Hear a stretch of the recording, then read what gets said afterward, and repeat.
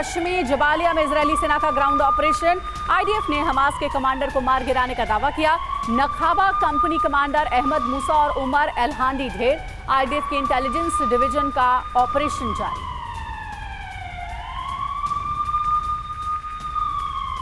और वहीं West Bank के बैथलहम में भीषण जंग, हमास आईडीएफ के बीच जमीनी लड़ाई। हमास लड़ाके इजरायली सेना पर कर रहे हैं हमला। इजरायली सेना की टुकड़ी पर बम से किया हमला।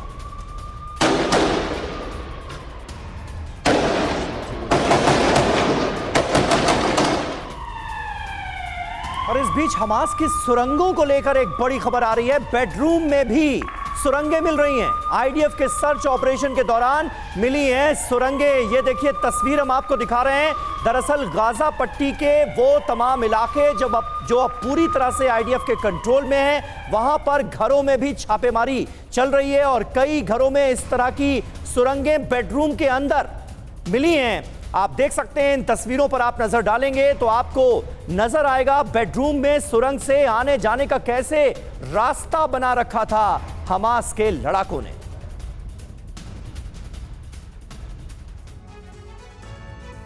तो ये सुरंगें जो हैं, ये हमास के लड़ाकों की दरअसल बहुत बड़ी ताकत मानी जाती रही हैं। बहुत बड़ा खुलासा इन्हें लेकर हुआ है। गाजा में आईडीएफ ने सर्च ऑपरेशन चलाया है तो बहुत सारी नई जानकारियां इन सुरंगों के बारे में पता चली हैं। सर्च के दौरान बेडरूम से भी सुरंगें मिली। सुरंग के अंदर दो दिशाओं में रास्ता नजर आया। एक रास्ता पश्चिम में तट की ओर और दूसरा रास्ता गाजा सिटी की तरफ। रवि, बिल्कुल, और गाजा सिटी में मुख्य सुरंग नेटवर्क है और इस वजह से ये जो नेटवर्क हैं इनको लेकर ये बड़े खुलासे चौंकाने वाले हैं। अब इसमें चैलेंजेस क्या है? देखिए, एक तो घर घर में सुरंग की तलाशी चल रही है, क्योंकि इस एग्जाम्पल से ये पता चल गया कि घरों के अंदर से सुरंग का रास्ता है और तलाशी के दौरान हमले का खतरा लगातार बना हुआ है। नहीं पता आईडीएफ को कि कहां पर हमलावर हो सकता है। आम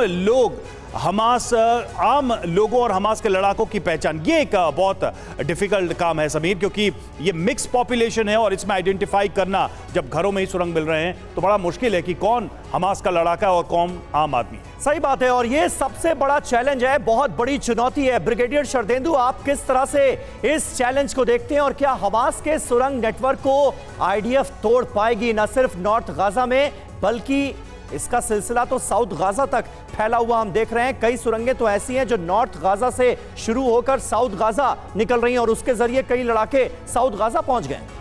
देखिए, इतने दिन तक जो युद्ध चल रहा है उसकी एक जो मेन फैक्टर है वो सुरंगों को टैकल करना है। इजराइल आर्मी अभी तक वो तोड़ नहीं खोज पाई है, जैसे कि सैकड़ों किलोमीटर का जो सुरंग का नेटवर्क है उसको कैसे तोड़ा जाए, कैसे उनको ब्लॉक किया जाए, क्या टैक्टिक्स अपनाई जाए। उनको डर है हो सकता है बंधक भी उसी सुरंगों में कहीं कहीं ना कहीं हो। और मेरा मानना है कि जो टैक्टिकल नॉलेज कहता है कि हर एक सुरंग की ओपनिंग देखिए 100 से 200 या 300 मीटर पे होगी। ऑक्सीजन का एक प्रवाह उसमें जारी रखना है। बहुत लंबे दूरी पर ओपनिंग नहीं होगी क्योंकि वहीं से एयर का इंटैक भी होना है। तो कितनी बिल्डिंगों को आप सर्च करेंगे, कहां उसके आउटलेट देखेंगे। और जहां तक नॉर्थ एंड साउथ का, मैं तो इसको एक स्टेप और फर्दर लेके जाऊंगा। हो सकता है ये सुरंगों की ओपनिंग कहीं मिस्र में भी खुल रही होगी, जॉर्डन में भी खुल रही होगी, मेडिटेरियन सी के बैंक में भी खुल रही होगी।